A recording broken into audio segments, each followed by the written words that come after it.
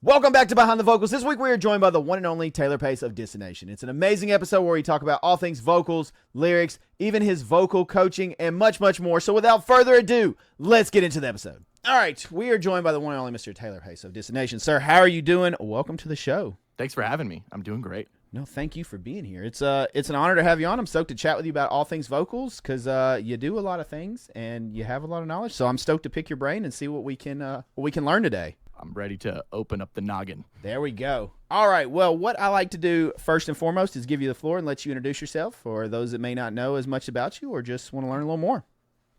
Sweet. So, Taylor Pace, 6'1", 200 pounds, lean. Not actually lean.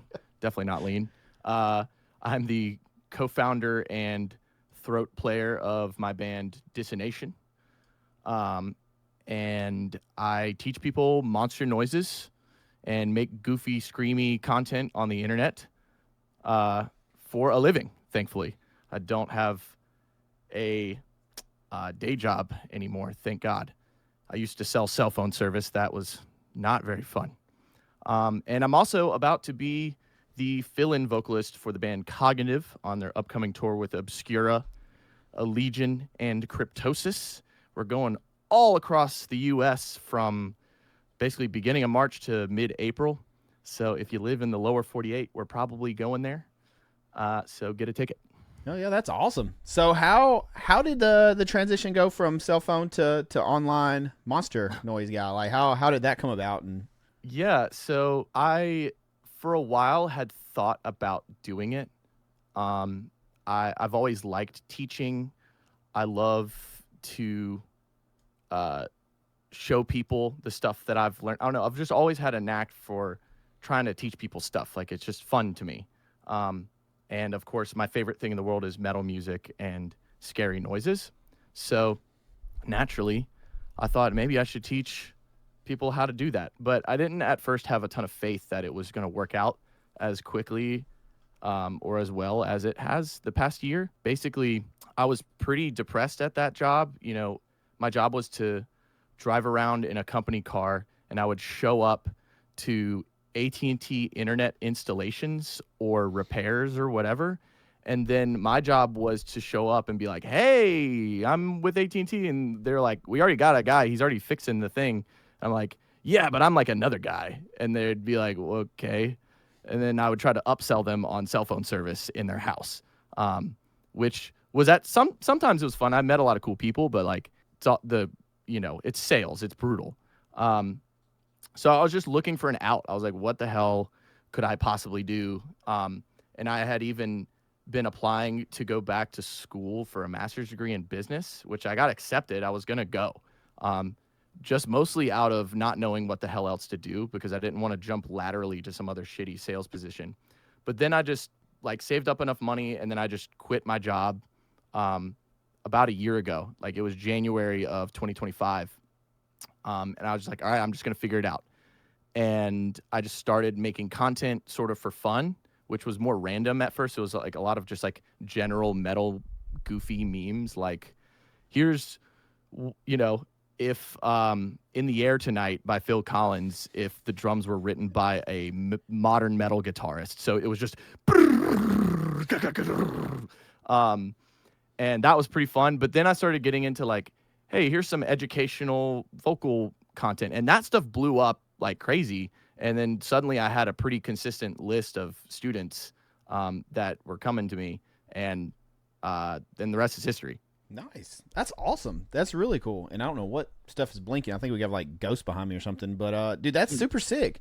That's really, really cool. The sink or swim sometimes just makes you have to like to do the damn thing. You know, like Absolutely. kind of like you said, you just took the chance instead of like dabbling. You were just like, screw it, go all in, and Don't overthink it. Just be stupid. Like let yourself be an idiot and not know what you're doing. I'm just constantly trying to be in a space where I feel like I'm in over my head a little bit, because if I'm doing that, then there's growth happening. But if I'm like comfortable, and for a while I got pretty comfortable with that day job. Like I hated it, but I understood it. Like it was not um, I could get through the day, and my life was like, I knew that the paycheck was going to be there. But with this, it's like I'm working for myself. I got to file taxes. That's a whole adventure in itself. Learning that. Yeah. There's lots and lots of adventures that are involved with this. Like, how do I register as a business? How do I, like, all the back end stuff? How do I create content consistently enough? And all the things. But it's been the best. This has been like the best year of my life, basically. That's awesome. That's so sick, man. Congratulations. I hope it keeps going awesome for you. That's really, really cool. And it's part of, we talk about that on this show a lot too, like harsh vocals, like metal vocals, there was not the wealth of knowledge that we have now. Like 10, 15 years ago, you had Zenna Screaming, and then that was it. Now there's way more, and people seem to like really navigate to that, or like go to that more. You have all these vocal academies and stuff like that, and people are definitely way more interested in wanting to learn, and it's really cool to see how much is out there now. It definitely helps the vocalist. Yeah, sorry for interrupting. It used to just be Melissa Cross. Yeah. And before that, it was just nobody. And it was just a bunch of stinky metal dudes just like hurting themselves until they weren't hurting themselves anymore. And they were lucky enough to just find some way to make it work.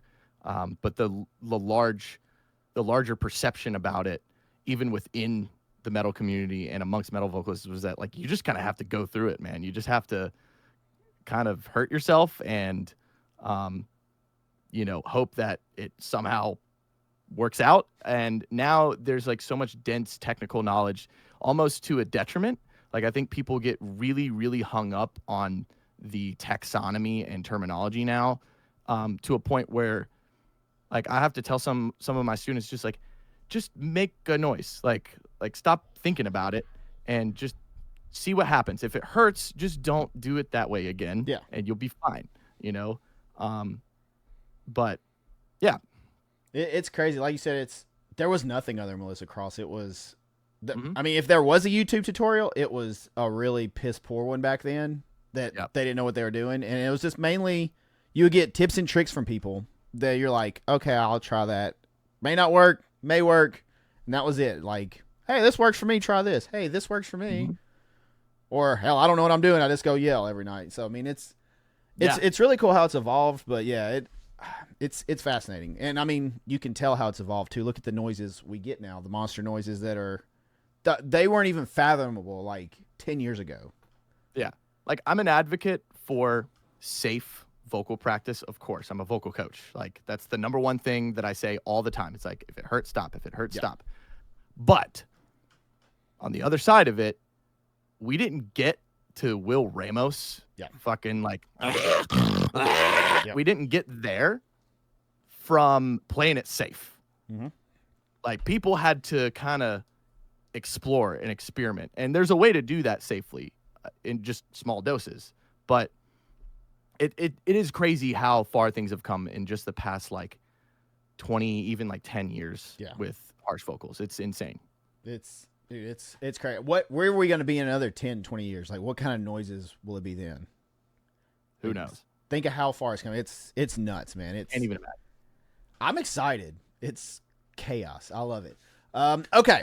So how long have you been doing vocals? So I've been a weird noises person for my entire life. So that's a good start. That does weirdly like translate quite a bit to some of the insane like deathcore, death metal, whatever, genre you want to mention. It does translate pretty well to a lot of that stuff, especially like the deathcore vocal Olympics thing, because it's the same mentality. It's like, how weird and crazy can this sound get? And I just did it for fun. I was a very weird kid. People would come up to me on the playground like, oh, do the R2D2 noise. And I'd be like, wah! And, do the whole thing. But harsh vocals I've been doing for somewhere around 15 years. Okay. I didn't really start to take it more seriously until maybe the last like 6 years, to be honest, because my primary instrument was guitar. Dissonation is actually the first band I've actually like been the front man for. Oh, okay. I've done like backup vocals and stuff sort of here and there, but I spent a long time just mainly being the guitar guy that makes weird noises sometimes. Okay. Nice. So, yeah. So when do we get an R2D2 noise in a song? Maybe next release. Got to call you out on that. You got to bring it. Now I want to hear Or maybe it. the Tuscan Raider. I got. Dude, just imagine how viral that could go. That could go viral. Inhales are not happening today, but that's okay. Well, you already answered another question I had. So your other instruments, guitar. Do you play anything else other than guitar? Not I mean bass, but like I If had you play a phase guitar, you where pretty I much play bass mostly. Like, yeah, right. I mean, there is a difference between somebody who plays bass and somebody who plays bass. Yeah. You know, and like so I can actually use my fingers and like slap and pop and stuff. Okay. But that did take a while to learn. I had a phase where I wasn't playing in metal bands really anymore. I was playing bass for math rock bands. I still technically have a math rock band called Relatable Action Star. But we're just kind of a passion project. We just do stuff whenever we want to do stuff, and that's usually almost never. So, yeah, like math rock is kind of like my side hustle genre. I'm a metalhead mainly, of course, but okay, yeah. Nice. So what inspired you to become a vocalist, to go down that route and leave guitar? Was it a necessity thing, or were you just always kind of in the back of your mind, like I would love to be a vocalist, be the front man?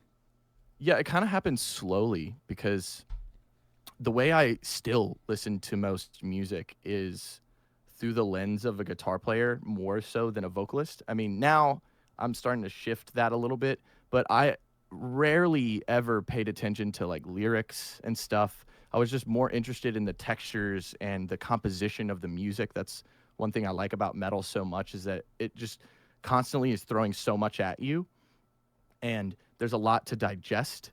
So it doesn't grow tired on me as quickly as some other genres, because I'm just a dork and I like music to challenge me a little bit. Like if it's too catchy, I feel insulted by it a little bit sometimes, which is stupid because I should just sit there and chill and enjoy it. But like I can't like turn off my brain a little bit because I'm just too obsessed with music to just have it be background noise. Like I'm either in it or I'm kind of not.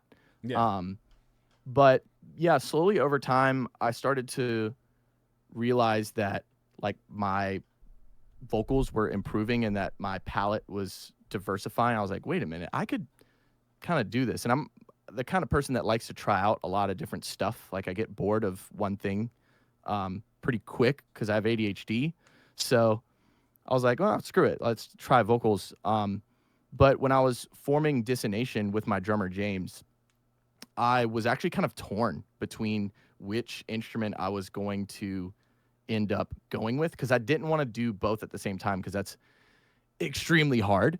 And I wanted to do one really well and not have to make sacrifices to be able to do both at the same time. So I felt very attached to guitar as an instrument, but it was my drummer, James, that convinced me. He was like, dude, you should be the front man. You'll be good at it. I promise. Just do it. I was like, okay, fine. And I still do write a lot of the guitar parts for Dissonation, but I just don't play it live. So I get to write really stupid, hard stuff that I can't even play at all. And then I was like, here you go. Like, figure it out. But yeah, it ended up being a great decision. I'm glad he convinced me to do that. That works out too. You get to scratch that guitar itch and still do vocals. Exactly. So I have to ask, while we're here, what is more difficult, frontman or vocalist? Because there is the difference. I mean, there can be vocalists that can do everything under the sun, right? Like they can all the ranges, sing, scream, whatever. But maybe they don't command the crowd. They don't have that that charisma, that that presence, if you will. And then on the other side, there's vocalists that we've seen that maybe their range is more limited, but they can command a crowd from opening to close. Obviously, the ideal is to blend the two, right? Like everybody wants to blend, but which one is harder if you're trying to teach someone like, hey, you never been in a band, vocalist, frontman? Which one's going to be more challenging? Like there's a certain amount of charisma that you can't teach, unfortunately. True. Like, if you're an introverted type of person, I've seen introverted people crush it as front men. Like, just off stage, they're just this quiet, kind of timid person, and then on stage, they're some kind of bestial from another dimension being that just like completely swallows you with your attention, just grabs you and just like I've seen that happen. But that's a tough transition to make. Like, if you're not able to sort of compartmentalize your off stage, who you are off stage. I don't know. I think, I'd say the frontman performing element is a lot harder than people would think. Like, some people think, oh, once I got the technique, I got it. Like, no. I'm a pretty like animated performer generally. In most bands I've been in, I've been more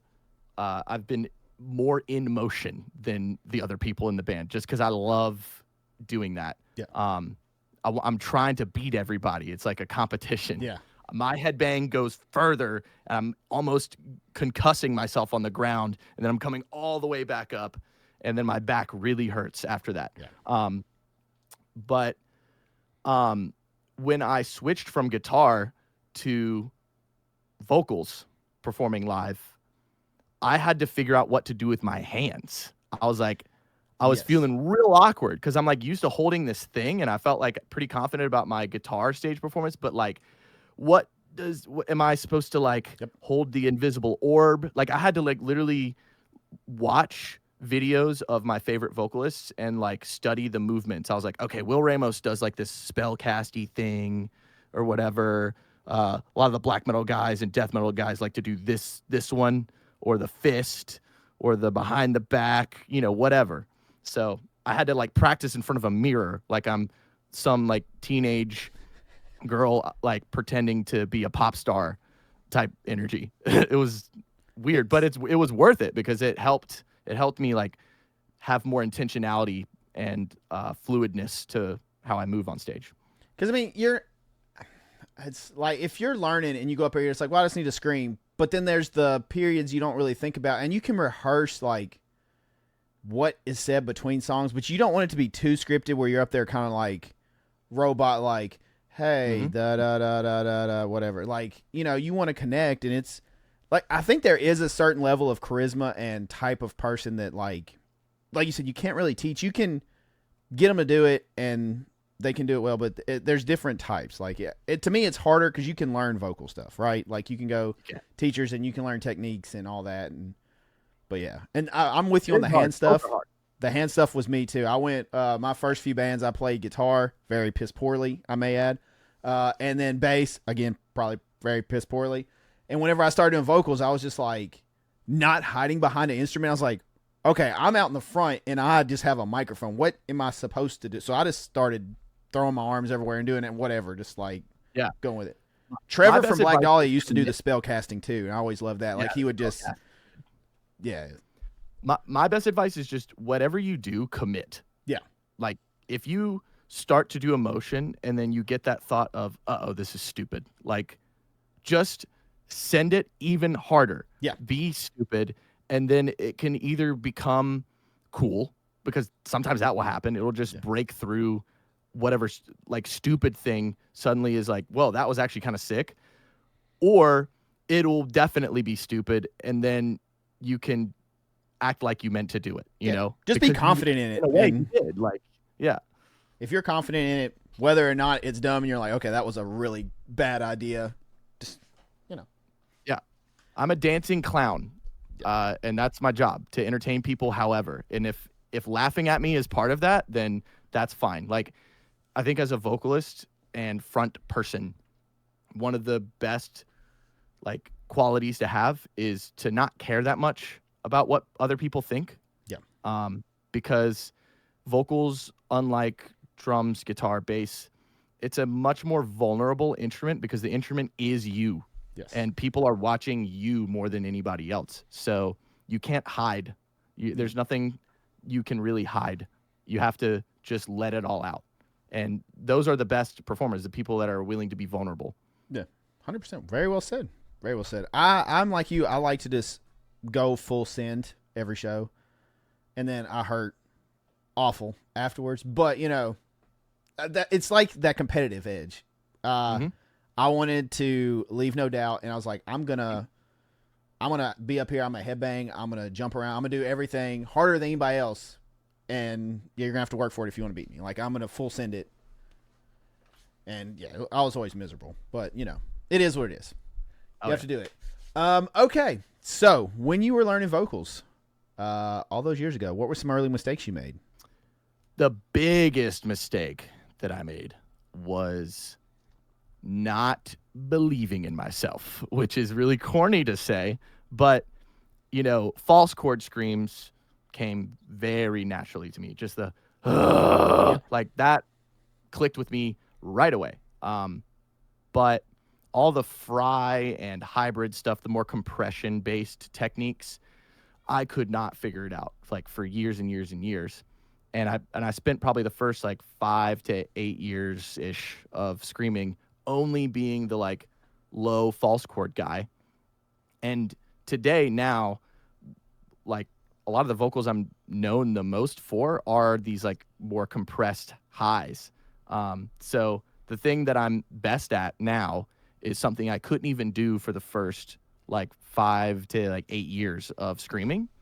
And the reason it took that long was because I gave up a bunch of times. I just had convinced myself that it was never going to come together for me, and I'm just going to be the growly death metal vocal guy, and nothing else is going to come together. That was the biggest mistake, more than anything. Okay, I love that. So I also want to ask, as a vocal teacher, what are some of the biggest mistakes you see students making early on too? Just is it the believing in yourself, or? Yeah, that really, that's a lot of people today, unlike vocalists of the past, who the only people that made it through were the people that just sent it because there was not a lot of information out there. Mm-hmm. A lot of people don't trust themselves and their own judgment, and they're looking to me to tell them, hey, is this correct? And I'm like, well, first of all, what do you mean by correct? Like, they're asking me an objective question that is really actually subjective, so long as certain criteria are met. Like, for me, it is correct if it sounds good to you and it doesn't hurt. Yeah. If both of those things are check, then we're no longer in the realm of correct, incorrect. We are now in the realm of, like, subjectively, do I like it? Which is a different question. A very, very different question. As a vocal coach, that's not really my job as much. Like, it is to a degree. Like, people will ask me, like, hey, how do I improve this? And sure, yeah, like, I can, like, hey, maybe try this way of compressing it a little bit more. Maybe there's like a little bit too much voiciness over here. Try to place it this way. Stuff like that. But that is a very common like discrepancy that I have to describe to people. It's like, literally just ask yourself, like, trust your own body to tell you when something is wrong, because it will tell you. Yeah. Pretty quickly too. Oh yeah, absolutely. If it hurts, stop. That is like the general rule of thumb. Like, if it hurts you, Right. You're not doing it right, and just stop before you do damage. Yeah. Also, the oversubscription to the taxonomy and terminology, like, that's kind of a mistake too. Like, they're useful. Like, we need terms to be able to have these like anchor points that we can use to understand where we are in the relative family of screams, but you can't 100% accurately tell what's going on in the throat just by hearing the sound and feeling it. Right. Especially not just from hearing it. So, like, you can have two vocalists that sound very similar and you scope their throats out and totally different techniques. And also, you can have two vocalists that sound very, very different, but they're actually using very similar or the same technique.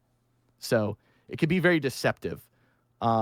which makes it hard to like find your way around as a vocalist trying to figure these things out, because unlike guitar and drums, vocals are a blind experience. Like you don't get to see what's happening, and even if you could, you wouldn't understand it, because that's not how we relate to our voice. Nice. Do you miss some of like the mystique, like the mystery of vocals from back in the day, where it's like, how in the hell is he making that noise? Or now it's definitely more like I said, there's way more terminology. So I'll never forget when people started like hitting me with the terminology. Like I had a lapse where I didn't do vocals. They're like, did you do this technique or this technique? And I was like, what? Which ones? Because I don't know what I did. I just did stuff back then. Obviously now, like I've learned more with all the studies and everything, but I was just like, I don't know. I think I'm very okay with the way things are now. I kind of maybe prefer it. There's ups and downs to it, right? The mystique is a little bit gone now, and it's harder to find that just because of like the internet, social media. Like the people you look up to are now like who they are, and what they had for breakfast is just like up on their story. You know, there's not like there's not as much mystery anymore, which is in some ways kind of disappointing. But there's just more of everything, which means you have to sift through more garbage usually. And that's the case for music. Like when people tell me like, oh, there's not any good music anymore, like you're not looking. Like it's out there. I'm sorry. It's out there. You just have to do a little bit more detective work to find it, because now everybody with a laptop and a guitar can upload music, which means a lot of shitty music is going to be out there. And it's the same for vocalists. Like I've heard the comment that, you know, harsh vocals aren't as distinct and original as they used to be, because people used to just have to wing it and sort of figure their own way about it. And now everybody's looking for some template to follow. So they're actively trying to not have their own unique voice. But I still think that those unique voices are there and just as present as before. There's just less barriers to entry, so there's a lot more generic stuff out there. A lot more vocalists that are just trying to hit the template than before. But the unique vocalists are out there. There's plenty of them. Oh yeah, they're definitely out there. You just have to look. But kind of like you said, it's way more saturated now, because it is super. It used to be really difficult to get out quality music. You would have to pay studio time, which was not cheap. You know, and you'd have to go do all that. Now, like you said, there's DAWs, guitar, like it's not that expensive to really get in there and make music, and then it can be distributed everywhere. It's on all the platforms, and it's out into the world pretty easy. So I think music being more accessible is by and large net good.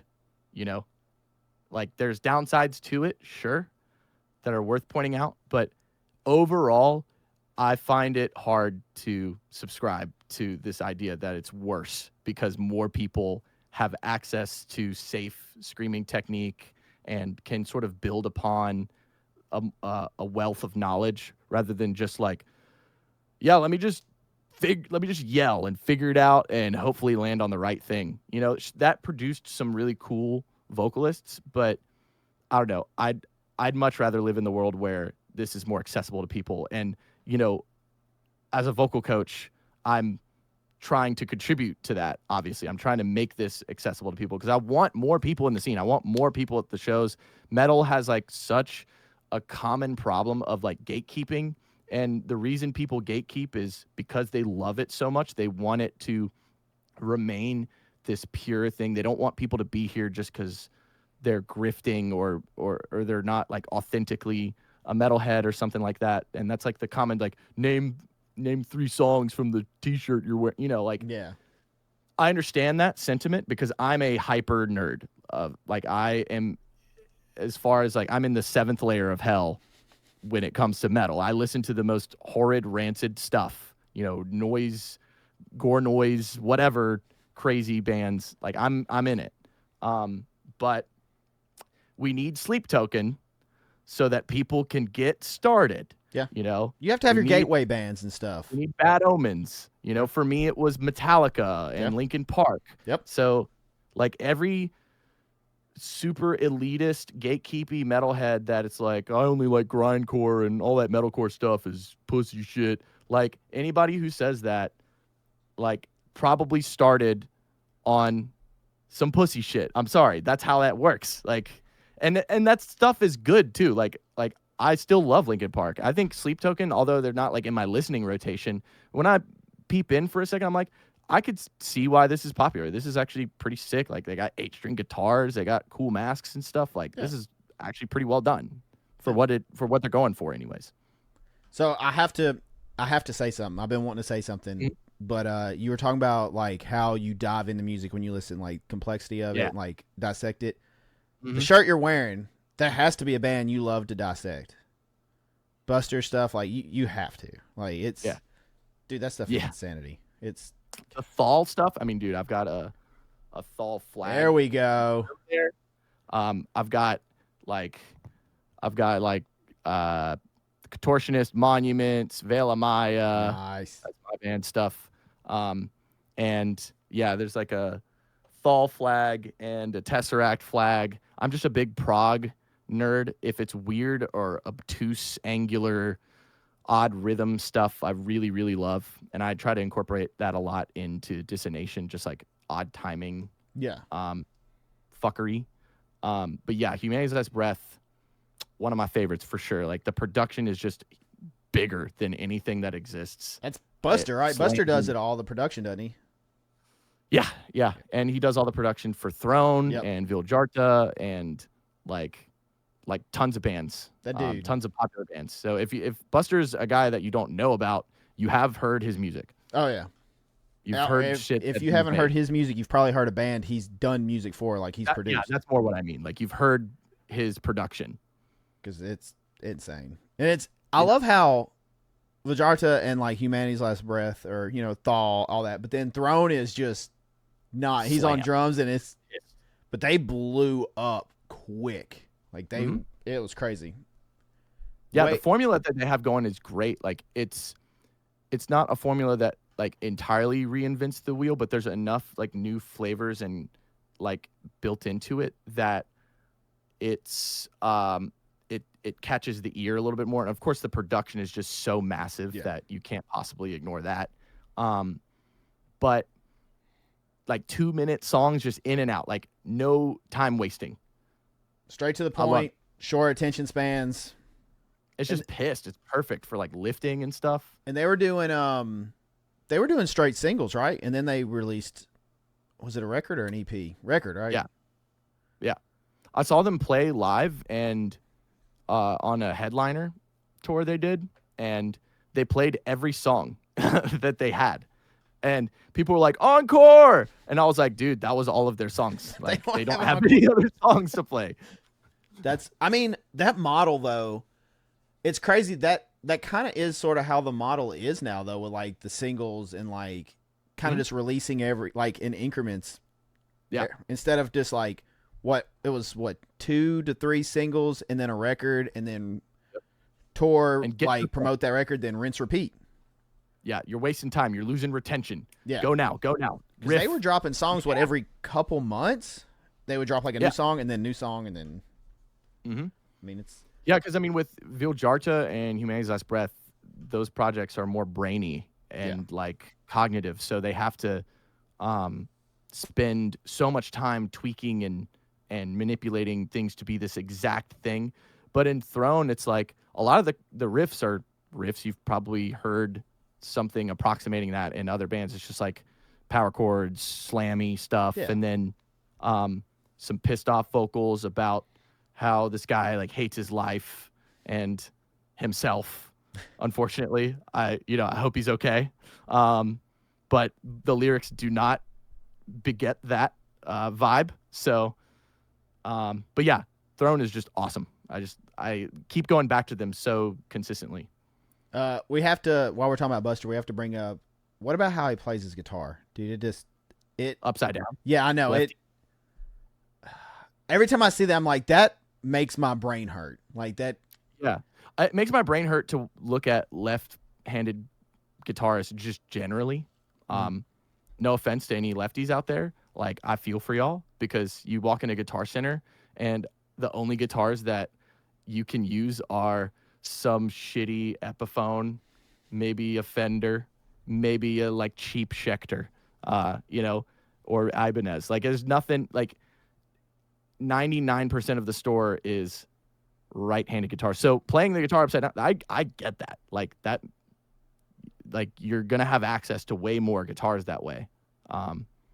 And if you're a metal player, especially like the stuff that Buster plays, you need very specific specs on your guitar to have the guitar perform for you and such like low tunings and all that stuff. So yeah. But yeah, it does hurt my brain a little bit to look at sometimes. But then I just remember how sick his playing is. So I'm just like, yeah, it's cool. I mean, he plays great. It's crazy. Every time I see him, like, this is so backwards. Like, it's whatever, but dude's a monster. I'm just so glad I didn't learn that way. I'm glad that I am a right-handed player because it's a much more convenient life. Makes things way easier. Okay, so when you were learning vocals, when did you have like an aha moment when it all kind of clicked and you're like, oh, I've unlocked this part of my brain? Yeah, I've had a ton of moments like that across the years. A ton of like very small like aha moments and a handful of like, whoa, that's like I just unlocked a whole bunch of stuff just randomly. And it could be from something as stupid as making a cartoon character noise, or like for me, the biggest moment that I can really remember was like the turning point from me being just primarily a breathy false chord guy to figuring out how to add compression and how to do higher screams and sort of control the air a bit more. I was listening to Knocked Loose, and I was like, this guy is like really just committing to this squeakiness in his voice. Like he's just letting that rip, and it works somehow. Like, what if I just tried to rip that off, just be like a caricature of Brian Garris? And I was like, yeah, wow! And then suddenly, like, it just clicked. I was like, oh my God. Like, you can build screams on these head voicey sounds. And I was like, what have I been doing this whole time? This is crazy. Like, because anytime I made a noise like that previously, I was like, that has to be wrong. Like, there's no way. Like, that can't be the right thing, because head voice, what? It's a scream. It's supposed to be, supposed to be like gritty and pissed off. But sometimes the vehicle to get to a really insane, brutal sounding scream is just some really goofy sounding shit. Okay. Nice. And I've seen people say like, what was it? I think it was Johnny from Carcosa was talking about how he attacks highs as like, you do like a witch voice, like you talk like a witch, and then you just put distortion with it. And it gives it like that witchy. Yeah, kind of same idea. Like really shrill, like, squeaky, compressed voice. And then you just like throw your scream into it, be that Fry, false chord, hybrid, whatever. And then bam, you have like, for me, it was like the nasal stuff. Like that's the more recent development. Like when I was starting Dissonation, I started it out and I had like the head voicey highs, the yeah, but I couldn't get much more height out of it. But then I figured out, if I go with my nose, it's all like, hey, Peter Griffin, Lois Griffin or whatever. Not Peter, Lois, but yeah. So I just take and then suddenly it's like way more shrill, way higher. Yeah. And then not that long ago, a friend of mine, JP, showed me that you can just plug your nose and make it even higher. I was like, there's no way there's more to this. Like, so I went, and like, so from now on, like I just never believe that I'm done learning stuff. I'm constantly thinking like there's something else over the horizon that I haven't found yet. And I just don't know what it is yet. And I just have to keep looking around. I don't think we'll ever be done learning stuff. Nope. There's no way. Like you can't be. No. And you definitely can never be satisfied. Like I think that's, like you said, talking about with your job and everything, getting kind of stagnant and complacent. You have to keep pushing safely, towing the line to figure out what works and what doesn't. yeah, you still gotta pay your bills, of course. Yeah. But make a plan to do what you want to do, and then go do it, and figure out how. It's hard to have the time to do things while you have a full-time job, but most musicians, especially in metal, like, they have other jobs. They have other ways to make money besides the band. And if they're lucky, that thing doesn't interfere too much. But like, pretty much everybody that I'm in a band with currently, or involved with any project at all, like, they have a job separate from music. Yeah. So, and I technically do too. Like, vocal coaching is like very related to music, of course, but it's not my band's Spotify revenue that's paying my bills. Yeah. Sure. Like, yeah, absolutely. You talked about Brian from Knock Loose and kind of how he leaned into his voice. I think that's really important for people to learn, because it does make him unique. You hear his vocals, it's Brian. Yeah. Like, if you don't like Knock Loose, that's probably why. Like, I think they've mentioned that. They're pretty open about that. Like, they know the vocal approach is a little bit jarring to some people, and maybe not what they want to hear.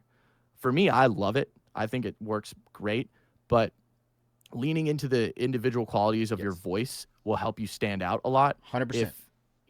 If Knocked Loose had just another, yeah, move the fucking pit, like, if they had another one of those guys, maybe they wouldn't be as popular. Like, they wouldn't stand out as much. If you think about all of the most popular vocalists, like, the number one person who's mentioned when I ask my students, who do you look up to? Like, what's a sound? Like, if you could steal somebody's sound, that's like, who would it be? Everybody says Chester Bennington.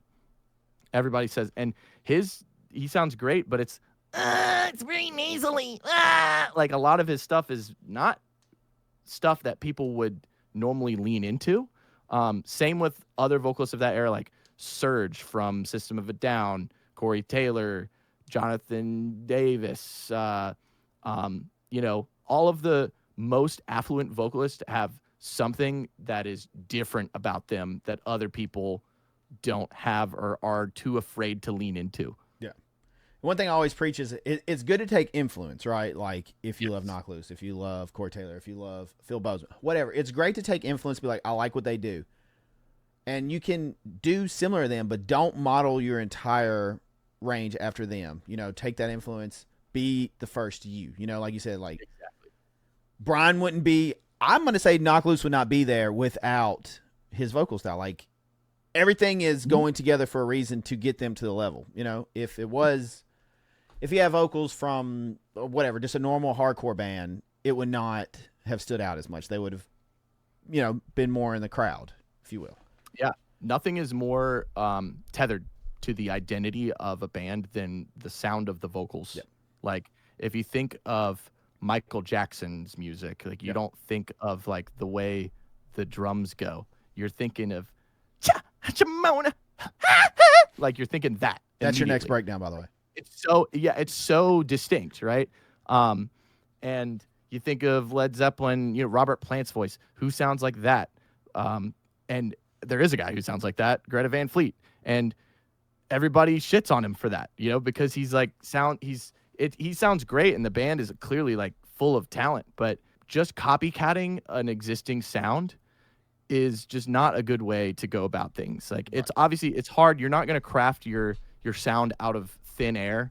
Yeah. But influence over mimicry is what I always tell people, for sure. Absolutely. Be the first you, take those influences, but be the first you. Lean into your voice and what you do well, and just take those influences to expand it. And you got to figure out what you do well, though. Yeah. That's the problem. That's the tricky part. With guitar, you can kind of set a goal, like, this is the kind of stuff I want to be able to play, and this is how I want to play. And you can kind of model exactly and shape exactly the type of player that you want to be. But with vocals, it's, you might want to do a certain type of scream a certain way, but you realize that, my voice, like, doesn't want to do it exactly that way. I have to find a different way around this. And the cool thing is, you can find a different way. Like, there will be another way that your voice will be more suited to. and it might take a while for you to get there. But still, like leaning into the weird and unique qualities of your own voice is like way more creatively interesting and way more like that perks up my ears. I'm like, whoa, what's this guy doing? Like, even if it doesn't sound that like good, quote unquote, because usually the stuff that sounds good is within this kind of creative box. And metal is always about pushing those walls back further and further and further and seeing like how much weirder and crazier can things get. It's when stuff starts to become really samey, like it honestly kind of has for a lot of deathcore recently. Like the sort of Lorna Shore model, I feel like, is starting to get a little bit tired. I'm a huge Lorna Shore fan. I've loved Lorna Shore for a long time, and I still love what they do. But there are a lot of bands that are kind of just trying to copycat their sound pretty directly, and I think people are starting to buck against that. So here, okay, whenever a student comes to you and they ask you to help them find their voice, how do you do that? How do you help them navigate that road without giving away your secrets, guys? Go get lessons. We're not giving away tips and tricks for free here. Secrets all the time. People message me for advice, and they're like, "I can't afford a lesson." I'm like, "Okay, like it's cool. Like here's some tips." Because I just care about the art form. I want the art form to thrive. And I want the next generation of people to still be into it, and it to not die. So the last part's important. Sorry, what was your question? Your question was about how do you help like a new student navigate to find their voice? Yeah, I think you have to start people out with kind of the basics. So when you don't know, you do have to just try the template stuff to see like how your voice takes to it. But a lot of times, if I catch a student comparing themselves too rigorously to some other vocalist or me or, Chester Bennington or whoever, I tell them like, look, like you have to like find your own way through this. And like, that's again, a blind experience. Like you don't know how you're going to sound when you cultivate a larger set of screams and you perfect these techniques. You don't know how it's really going to sound. It may sound very different from how it sounds now. So really the best advice is just fuck around and find out. Like keep fucking around. Make weird noises in small doses, of course, want to be safe, but be adventurous with your voice. Go places that you don't think you would have ever gone, and you'll find a lot of the coolest stuff there. Okay. Nice. I love that. Hell yeah. All right. So this is going to be fun. I'm excited to hear this. Routines. What kind of routine do you have to get ready to do vocals? And does it change depending on tour like you have coming up, one-off show, studio, or even if you're under the weather? First, I meditate for 7 days straight and fast. And then I gargle molten lava. No. That's how we get the monster noise. Mostly I just do like a basic like 10-minute vocal warm-up singing. Yeah. Like scales and stuff? Scales, like there's just like a 10-minute, like it's literally one of the first things that comes up when you search 10-minute vocal warm-up. And then I might do some like Kargira throat singing, like to get my false folds kind of moving around. And then I'll maybe check my screams, just whoa, yeah, and make sure like I'm like hitting the right spots for it. And then I'm pretty much good to go. Try to hydrate as much as I can. And yeah, it's pretty simple. Nothing too crazy. Maybe some stretches. Okay. And it's pretty much the same no matter what, like one-off show, tour, or even studio, or even sick.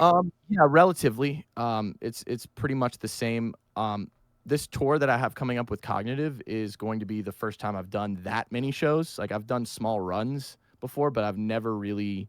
But like any small run I've done also has been primarily as a guitar player. So this like 6-week straight thing is going to be a little bit of an adjustment for me. But I already scream a lot every day. So and I get horrible sleep and stay up way too late. So I'm already mimicking the conditions of tour in daily life. So I'm not super worried about that. My biggest problem is the ancient secret art of shutting the fuck up. Vocal rest. That's something I'm terrible at. So, like, I get FOMO. I want to be part of the action. I want to be where the hangs are happening. And before I know it, I'm talking in this loud venue to some person about deathcore. And I'm like, yeah, man, I really love the new Psycho Frame album. And I'm just doing that. And like, if it's just the 30-minute set or 45-minute set, we're good. We're cooking. We're fine. But it's the chit-chatting with people in loud spaces that really just completely throws me out. Yeah. That tends to get a lot of people because you don't think about, you're essentially still yelling for longer periods than your set out there just talking. So, because the music's loud. And okay. So do you do anything for vocal care at all? For vocal care, if things are not feeling too good, I have a nebulizer for like, hydrating my vocal folds directly. The throat coat tea, of course. There's this stuff I've really gotten into. It's this Chinese like root extract called, I'm butchering the name probably, it's called Nimjiampepakwa or something like that. And it is awesome. It's like throat coat on steroids. It's really sappy, goopy. It has kind of like a minty, kind of mentholy almost like flavor to it. But it just really goops things up super nice. But honestly, like if you screw your voice up, you screw your voice up. Like the only solution is rest. Like that is the best thing you can do. All of the other stuff is just like it affects it just a little bit by little. Like it'll help soothe things. But if you have created like these micro tears on your vocal folds or whatever, like it's not like that didn't happen after you drink some tea. Yeah. It might just make it feel better and maybe lubricate it a little bit, help you kind of get through it. But thankfully, like at first, like the adverse conditions of daily life even would affect me pretty greatly with my vocals. But as time has gone on, and as I've built up my stamina and become much more locked in on my technique and much more flexible with my technique, most importantly, the adverse conditions don't affect me as much, and I'm able to make little small adjustments on the fly. Like, okay, tonight I need to kind of like this scream, probably not do that scream. I'll do this other scream that sounds similar but is way easier for me to do. Yeah. Or I'll pull it back in volume a good amount or not squeeze it as hard, something like that. Okay, nice. You definitely learn your body and you learn what you can and can't do and like when you need to pivot and when you need to, fluctuate. Absolutely. Absolutely. Hell yeah. All right. What about, I want to at least ask, we keep going to your students because you kind of dabble in a little bit of everything. So it's nice to like get your perspective on how you handle things, but also how you teach people a little bit. Do you have like warm-ups and stuff you recommend to students or things you give them or? I give them the same warm-up I do. Okay. I just say like 10 minutes minimum. Like and I tell them if you have your own warm-up, because like I have a range of students, like some of them are total beginners, like never opened their mouth and tried to scream once in their life. Which I do recommend people try it a little bit first before they book a lesson. But like, I'm down to go from square one if you want to go from square one. A lot of people do that with me. But I have anybody from never screamed before, ever, to I'm a touring musician, which is less common, but I've had that. So it does range. But I just tell people like do 10 minutes of vocal warm up minimum. You hear about vocalists that don't do warm ups and that make it work. Like Corey Taylor, for example, just goes, "Ugh, ugh," and then he's good. Like, I don't recommend that. Like, some people can make that work, but don't just let yourself believe that that's you, because it's just like exercise, like you should probably do a warm up before you like hit the weights really, really hard, because you're more likely to tear something and injure yourself. So why risk it? Valid point. Very valid point. All right. We are going to shift gears just a little bit. We're going to go to lyrics. Mm-hmm. Where do you like to pull from for lyrics? Do you do personal? Do you do conceptual? Do you do a mixed bag? Like, what's kind of your go-to when you're writing lyrics? Usually more conceptual. Recently, I've started to dabble a little bit more into personal stuff, but I try to code it and just like obfuscate it with dense metaphor so that it doesn't sound super whiny, because I make kind of nerdy music.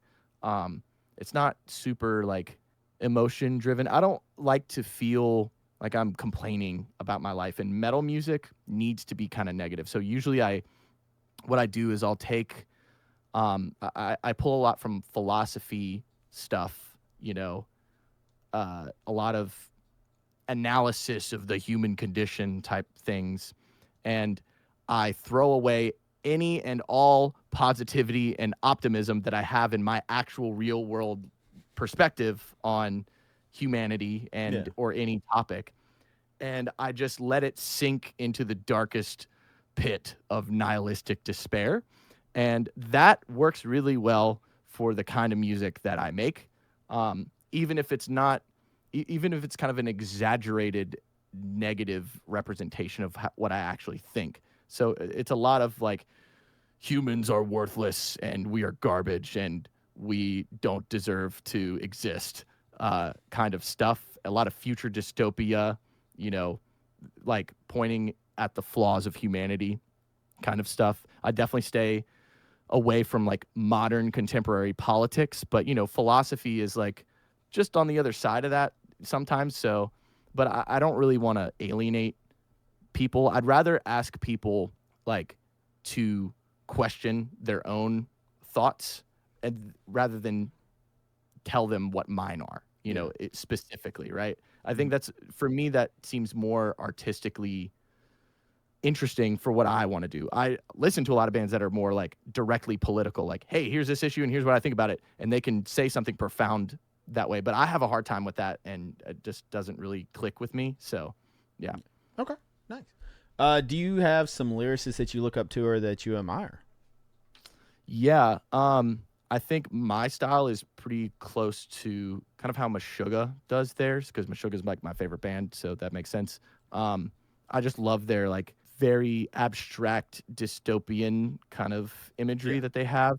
The first time I remember being very inspired lyrically was definitely Black Dahlia Murder. Like Trevor Sternad was the GOAT, and I wish he was still here. I wish I got a chance to meet him, because he was just awesome. Like his imagery is so vivid and his vocabulary is so dense. It's really like, I'm pretty sure he was like an English writing major, and he was like winning awards before he even like decided like, I'm gonna go be a death metal band dude for the rest of my life. Him and Brian Garris, like his imagery is really great. I like his really more pissed off, like punchy sort of approach, which works really well for their style. And Travis Ryan from Cal Decapitation, for sure, for that like yucky stuff. Nice. Hell yeah. Love it. Great inspirations there. All of them were fantastic. This next question sucks. I tell everybody it sucks. If this was me on the other side, I would probably blank and be like, I hate you for this question. But do you have a favorite lyric? One that stands out? It can be your own. It can be someone else's. It can be one of each if you have them ready. I had to put the caveat there because it's definitely pulling discography. Like one lyric, you're like, oh, shit. I mean, maybe I'll say one of mine first, just to get that out of the way. But like recently in our song Ignite Hell, it's our most recent single from this past year, there was the song is about the darkness that resides within all people. Like there's this tendency for people to be very arrogant about their own beliefs and to feel like a sense of pride in what they believe. And I don't really think like that. I think that beliefs, people don't have beliefs. Beliefs have people, I think that you don't really choose what you think. You just experience the world, and then you react the way you react. And that's not like a conscious choice. Like I'm going to decide to like change my political beliefs to something else. It doesn't work like that. So I think people have a tendency to get really arrogant about their about what they believe. Like they could never be wrong, and they could never be a bad person. They could never be this harmful person. And those are the people that end up doing the bad shit usually, is the people that are arrogant enough to believe that they're immune to that somehow. So I wrote this lyric in our song Ignite Hell. So it's like the dark illuminates the truth, only a spark it takes to light the fuse to ignite the hell that resides dormant within you. Okay. And I was like, okay, that works. And yeah, so hopefully, I mean, people aren't listening to what I say. They're just hearing rah, rah, rah, rah, rah, rah, and they're like, oh, cool noises. So Yeah. it's probably nobody's getting anything from it. I'm one of the nerds. I like looking up lyrics too, though. I enjoy like reading metal lyrics for things, especially like bands and stuff I like or different ones. I'm like that. I want to know what they're saying there, and then like thinking on it and everything, and like dissecting it. I enjoy that. There are some of us out there that do, but yeah, a lot of people are just like, he's just yelling in a microphone. Oh, whatever. He's making. I'm much more of a textures. Like I don't really. Lyrics are like my weaker point, I think, as a vocalist. I'm much more tuned into textures and sounds. You know, lyrics are. I'm like, yeah, lyrics are lame. Fucking like that's all we need. But as far as like other vocalist lyrics, you know, I still don't pay attention that much to lyrics. So it has to be something like really, really good. But I'll bring back up Trevor from Black Dahlia. In Necropolis, there's this one part that always just like really struck a chord with me. He says, city that sleeps on a million graves in a world full of hatred to fear enslaved, countless the dead slaughtered in your name, not an utter of your voice have you once repaid. Just the whole like city that sleeps on a million graves. It just like, there's like images are popping into my head as I read these lyrics, while he's also delivering this sort of spite towards God type of message that I guess I resonate with a little bit as an atheist. No offense to anybody who's spiritual out there, of course, but for me, this just like really resonated. I'm like, that like hits really hard. The images are just flashing into my head what he's saying, and I think that evokes a great lyric. If the images are suddenly flashing in your mind, and it goes beyond just concept, and it starts to like paint things for you, that's a good lyric. Oh yeah, I agree. Trevor is one of the all-time greats, though, without a doubt. This lyrics, vocals, everything. He was the total package. The dude was amazing. He was always one of my favorites, and he's missed for sure. Mm-hmm. Man, his writing was crazy. And have you ever read like how many different, like how much he says in a song, like without much repeating at all? It is insanity. Yeah, he had mentioned in an interview once, I think, that he really puts himself into trouble, like, you know, trying to remember all of the lyrics for all of these songs. They're just so wordy, like it's a lot. I talked with Guy from Red Chord on here, and he filled in for a couple shows for him recently when Brian had something going on and couldn't do it. Yeah. He said, you know, he loved Black Dahlia. He's been friends with him forever, and he was just like, going through Trevor's lyrics, I was just like, oh my God, nothing is repeating. This is so much shit to say. Like, it is like, it's insanity.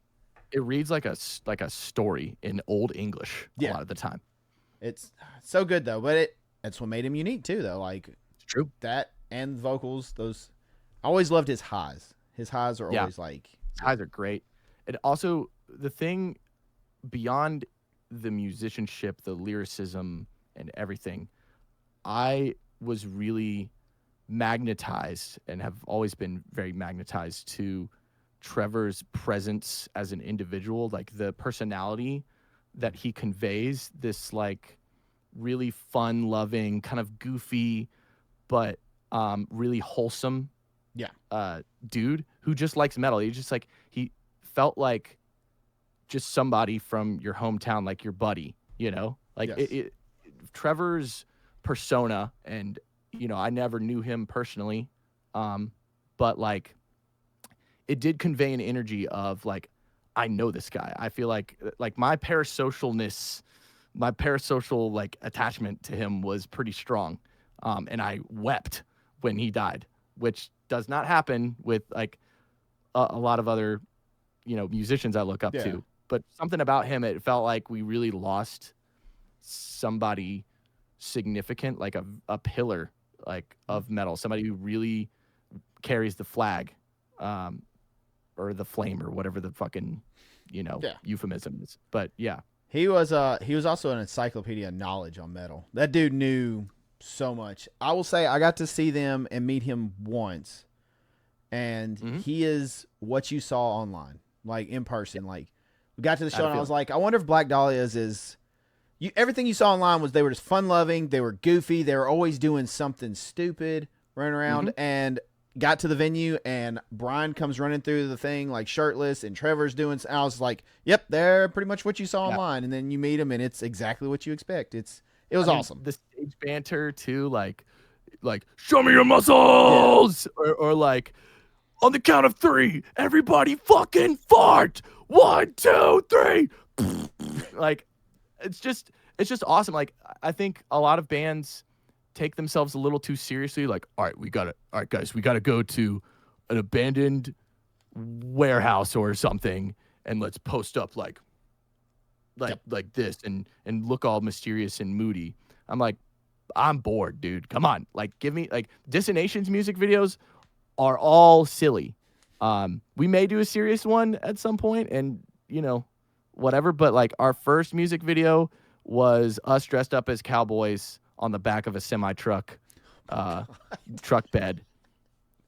Doing, I was, like, literally, like, country dancing in a lot of them. And, like the way I was moving my mouth looked like I had, like, some twang in my voice. But I was like, but it screams, obviously. And I even, like, moshed. I did, like, some hardcore dancing on Broadway Street, like, while a Taylor Swift concert was happening. So there's, like, a lot of people there. And they were just looking at me like, what the hell? And then Ignite Hell, we did cavemen. It was, like, we were dressed up as cavemen, like, doing caveman shenanigans around a bonfire. Which fits. Great. Yeah, it fit. I did, unfortunately, smash the shit out of my ankle. Oh my God. During that shoot while I was moshing in front of the bonfire. So we had to work it into the plot of the video. Caveman gets hurt. Yeah. So we had a plan for the caveman saga. And I was like, well, now I can't put weight on my ankle. So how are we going to finish this? So I was like, well, maybe you just break your ankle. We caught it on film. It's in the video. Oh God.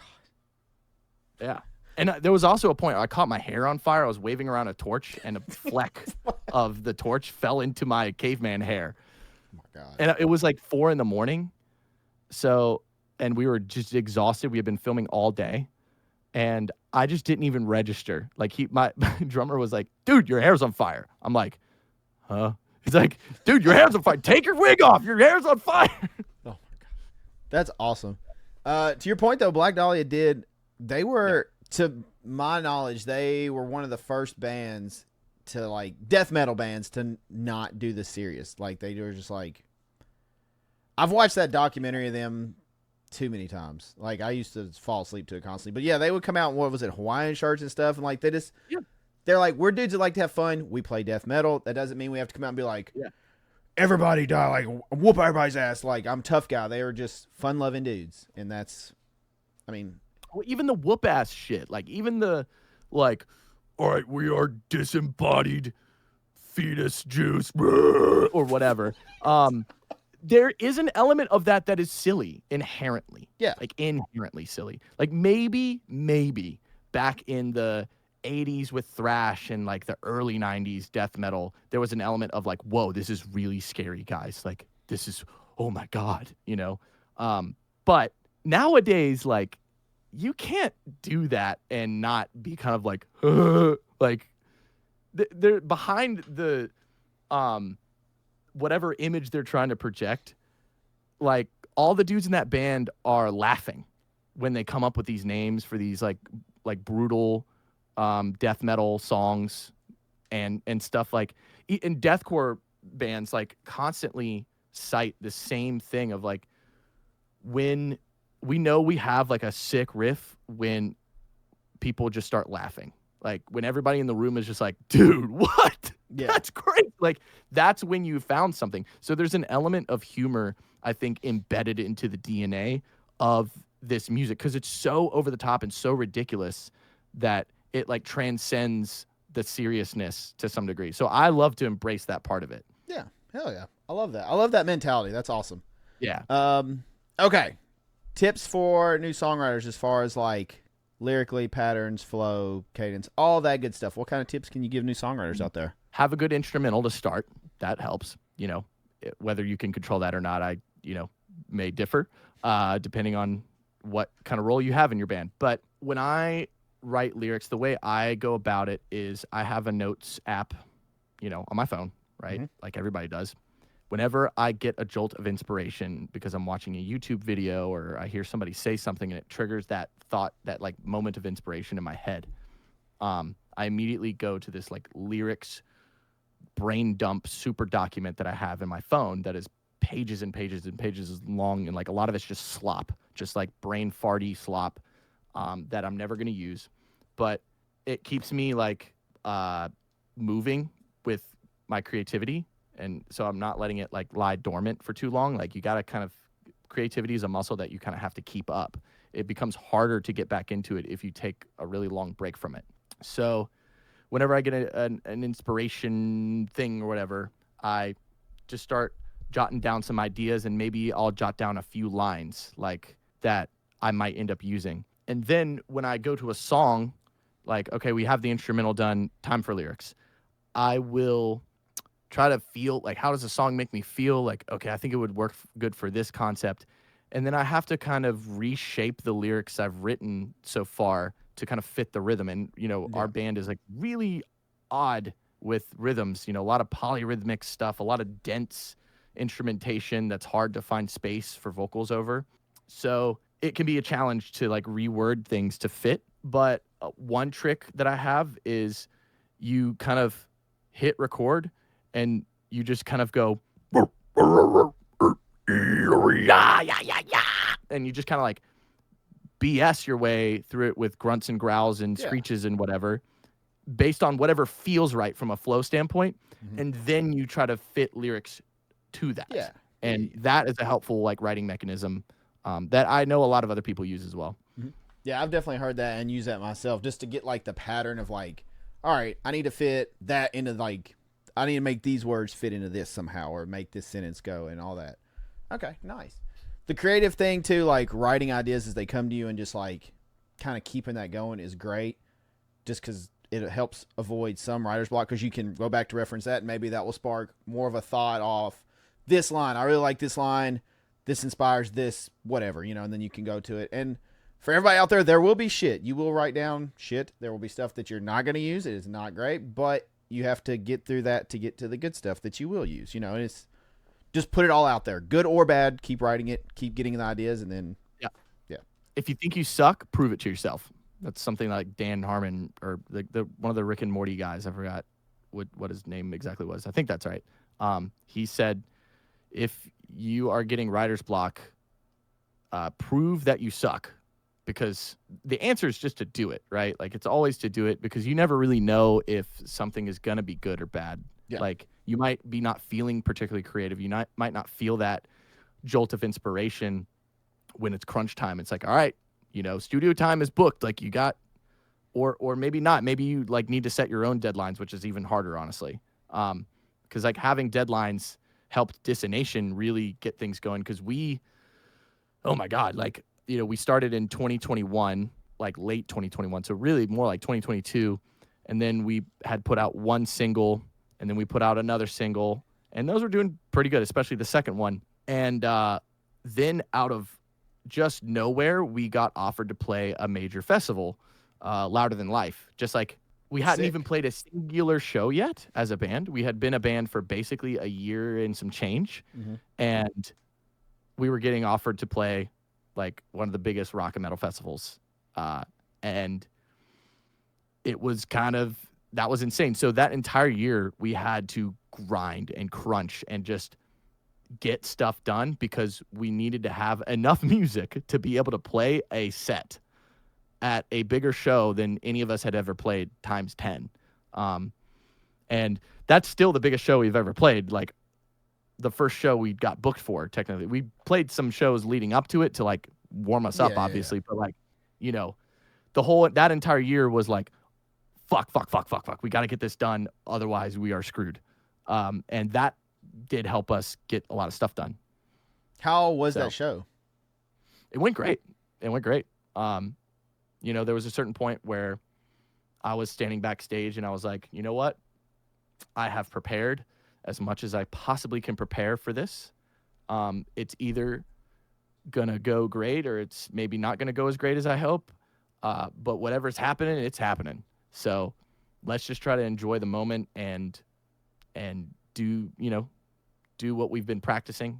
I rehearsed everything, every moment, every stage move that I wanted to try, every thing that I wanted to say between the songs, the amount of time I had to say those things between the songs. Like, we just practiced and practiced, and yeah, it went pretty good, honestly. So I'm really grateful for that experience because it was maybe the best day of my entire life. Dude, that's such a sick show. That's crazy. That's so good. Also, there's an overlying theme for this episode, and it's sink or swim with you. And I love it. Like, you get to a point where it's like you just either do it or you don't. Like, and I love it. You can worry about it, but at a certain point, like, worrying about stuff is healthy to a degree, but it becomes excessive and counterproductive at a certain point, and you have to just be anxious. Be anxious, but do the thing you're trying to do, and you'll find that the anxiety will slowly leave you. Yeah. If you keep doing it, or maybe it'll still be there, but you'll just be able to like keep it there. You'll just like, I feel this, but it's not taking over. Yeah. It's just kind of there. If you're a little anxious, that probably means you're doing something kind of sick. Very good point. I'm sure that adrenaline spike when the first note hit for you guys' set was just nuts. Yeah, it became kind of a blur after that, honestly. Like, I was just you were just doing it. The switch flipped. I can't talk apparently. The switch flipped, and then it was just on. Mm-hmm. That's awesome. Yeah, that's so sick. Yeah, I'm so grateful for that. That was crazy. And the Danny Wimmer Presents people really threw us something that we were not prepared for, and that, to be honest, we didn't really deserve. Like, compared to the other bands, like, we were not signed. We had 2 singles out, one with okay traction, one with pretty good traction. Actually, no, when they offered us, we had only just released the single, so it hadn't even really gone viral yet. So they just took a chance on us, really. Wow. Which I'm just eternally grateful for. That's so sick. That's awesome. Yeah. Did you know them beforehand or something, or just? Not really. Like, my drummer James is really good at networking, and he's like. It's always good to have in a band. It's always very good to have a band.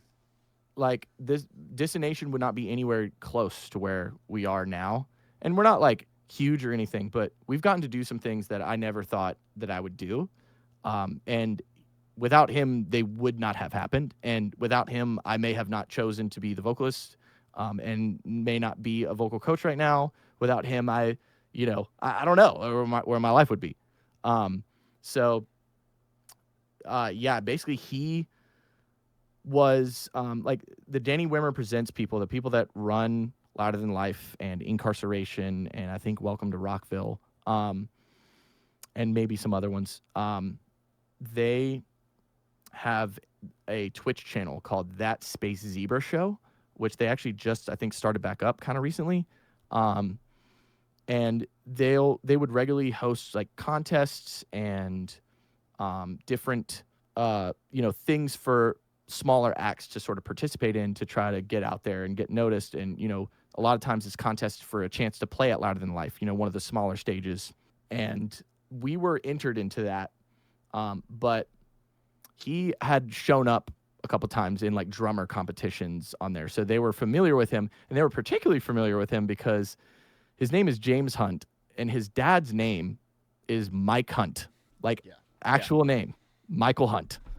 So they thought that was hilarious. They like made a joke. They were like, James Hunt, what's your dad's name? Mike Hunt? And he was like, yep, that's actually my dad's name. And they're like, no way. So they remembered him for that. But also he just kind of, that's the thing about networking. It's not about like, hey, I would like to do a business collaboration with you. Would you like, he's like, don't be that annoying fucking guy. Yeah. What you do, because we didn't ask to play Louder Than Life.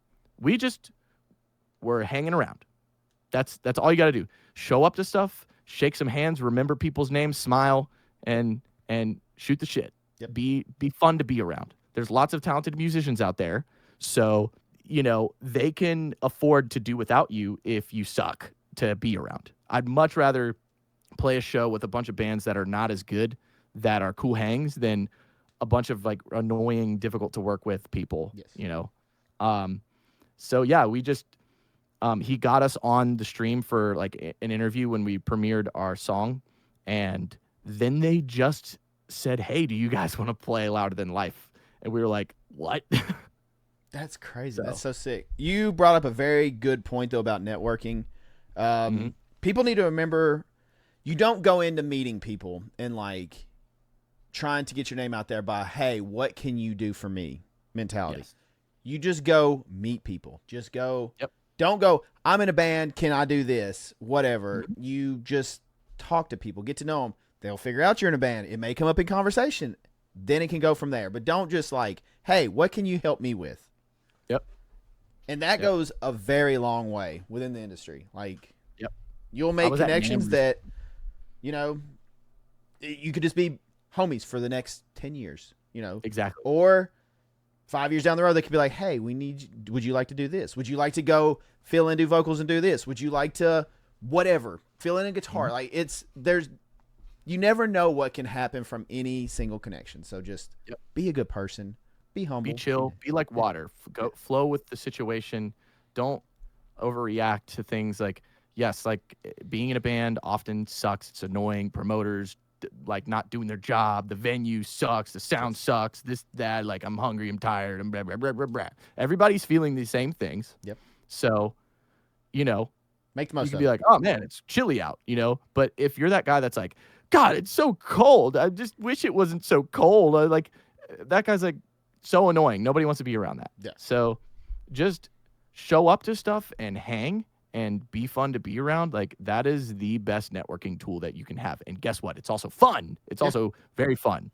And that's how people, like real people in the music industry, kind of root out who the grifters are. Is like this guy is like oddly like self-promoty, you know. He's like trying to like sell himself to me all the time, and I'm just trying to chill and drink this beer. Like, this is like, I don't like this guy's energy.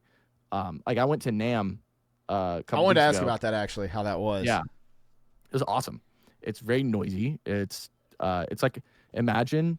I saw what's the video you posted about the drum? Like walking through, I was like, oh, that looks like pure hell. That looks like it's bombardment. It's my insane. brain would hurt trying to like Yeah. all the different rhythms and stuff everywhere. Oh, Yeah, the whole NAMM is like that basically, but the drum section, something else. Basically, imagine a Guitar Center times 1 billion, like straight up 1 billion times the size of Guitar Center, but instead of, but it's also like mixed with a music festival at the same time. It's like a music festival and a Guitar Center times 1 billion had a baby, and there's all these like social media personalities and affluent like content creators or people in the industry intermingled with all these sort of aspiring people or wannabes in some case, you know, like some people that are like really not playing their cards right while they're there.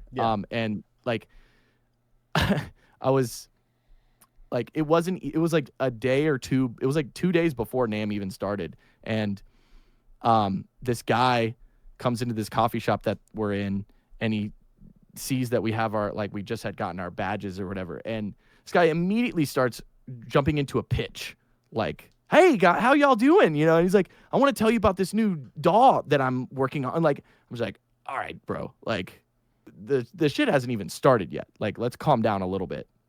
But overall, it's really fun. I definitely recommend people going to NAMM if they're trying to make new friends in music. Like, it's one of very few times in the year where just like everybody in music, especially metal, like converges into one place. So like you just get to meet so many cool people that are like-minded, and it's a great time. Oh yeah. Was that was your first time going, or had you been before? It's my first time because Tennessee, it's not easy to get all the way over there. So yeah, true. Very valid point. And it's dude, everybody's there. I saw videos. I mean, every year it's loaded. Just it's awesome. Lots of guitar players peacocking, you know, just fucking. all right, so I guess we'll be in touch, Ibanez. Like, you guys trying to like send me some guitars or what? Oh my God, I can't. Oh, that's hilarious. So let's see what. Trying to think where we can go next. Did you got me completely off track with now? I'm thinking about that. Yeah. I've seen so many videos, and I'm just like, all that's processing as we talk about it. Just fun stuff. I didn't think I realized how many creators were there, though. Like, there's a lot of like creators within like the influencer creator within the music realm. I guess is what I'm trying to go with. Not just like creator, but like yeah. But there's a lot. Sunfire was there, I believe, right? You did a video with Sunfire. Sunfire's awesome. Yeah, she's so funny. Dude, that's awesome. That's so sick. Okay, so going back to your vocals, we all know when we're in the studio, we don't always fully think about breath support. And hey, I am a human and I have to breathe in between these crazy ass parts that I just wrote. So is there a part that you don't hate but you dread doing live vocally? And on the flip side, is there a part you're always like, I love when this part comes up, it's so much fun? Yeah. Lots of stuff like that. I think one of the ways that I really leveled up my vocals from pretty good to like great was by writing stuff that I could not do physically. Like stuff that I just completely pushing myself, with the breath control and technique, textures, even, stuff that I would just do accidentally, like, oh my God, how did I get that sound? I don't even know. And then you have to figure it out. Like that's how you have to figure out how you're going to do that. And a lot of times, there's a pretty large discrepancy between tour safe technique versus studio safe. Studio safe, it's a lot more flexible, like, because this is my studio. This is where my vocals are recorded. I might go to somebody else. I might work with my buddy Casey for whatever we're doing next. But in general, this is where I record everything, so I can stop whenever I want. If stuff starts to get hairy and my voice starts to feel bad, I just cut it right there, and pick it up later. But that is how I got better. That's also how I write better guitar parts. I write stuff that I am unable to play, and then I just make myself learn. And that's mostly where any small amount of guitar chops that I have really come from. It's just writing stuff that I'm not able to play yet. Yeah. Because there's modern tools that you can use to, chop and crop and cut things, and arrange things in more specific kind of angular sort of ways. Whereas, if you're just jamming with your bros, you're going to come up with really safe stuff most of the time. And that can still produce good things. There are cases where I still recommend doing that. But for us and what we're trying to create, we're going for very, very specific, every note is there for a reason kind of music. And that's really difficult to do when you have like a full band jam setup or whatever. Especially vocally, like, I don't know. Like, I don't even know what I'm saying yet. So I'm just gibberishing over these other guys just jamming a song. Like, it doesn't feel right for me. Like, that's not how I like to create anymore. But yeah, there are a couple parts that are really hard. There's a part in our song Scorn of the Sun where it's really kind of speed rappy almost. And I'm coming out of a part where you gotta headbang. You gotta like full body headbang. So I'm already out of breath, and that's where I really screw myself. Most fun part to play live is our opening track, Earth Defect, because I just have this long scream where, like, basically the guitar just goes, bap, like, and just it rests for a really long time, and I'm just going for like that whole thing, and it's usually you start to hear the woo, and that gets me amped up. I'm like, yeah, all right, we're in it now. Hell yeah. Yeah, I think what you said is very valuable too for musicians. You always need to challenge yourself. Like you said, writing stuff that is hard to do is very important for constantly improving and leveling up your game. Like, no matter the instrument, like you said, because I was going to actually bring up, I'm sure you probably do something similar with guitar, but you kind of already said that. So, I mean, that goes drums, anything, like parts that you're like, holy shit, this is hard. But once you get that down, you're already better. And then you write the next thing that's even harder. Yeah, absolutely. I mean, I can try to challenge myself. I can try to challenge myself by learning other people's stuff, and that's valuable for sure. Like covers are a very valuable learning tool. But there was a certain point where I really stopped learning cover, like for guitar anyways, I stopped learning covers because I was just more interested in investing my time into creating my own things and finding my own sound from the influence I had already picked up at that point. And yeah, I think you can, it's just an exercise that exercises every muscle, basically. It's like when you're creating things, you're exercising your writing and your critical thinking in terms of that space. You're also trying to push your technique and really push further into your own unique voice and leaning into that. Because when I'm covering a song, which I do a lot of course, for like content purposes and whatever, and for fun, there's this pressure to try to mimic too much sometimes, where I'm like, oh, but Dickie Allen did it this way, and I need to kind of do it that way. But I don't think that's like as interesting. If you're doing a song cover, why would I listen to some guy who's good at sounding like Dickie Allen when I can just listen to Dickie Allen? Yeah. You know, put your own voice into it a little bit. Like, give me a reason to listen to this cover besides the fact that you're good at ripping off somebody else. Yeah. Okay. I like that. What do you consider yourself now as someone who is a guitarist for so long? Are you a guitarist / vocalist? Are you a vocalist that also plays guitar? Like how would you classify now? I mean, I know it's got to be a little tough.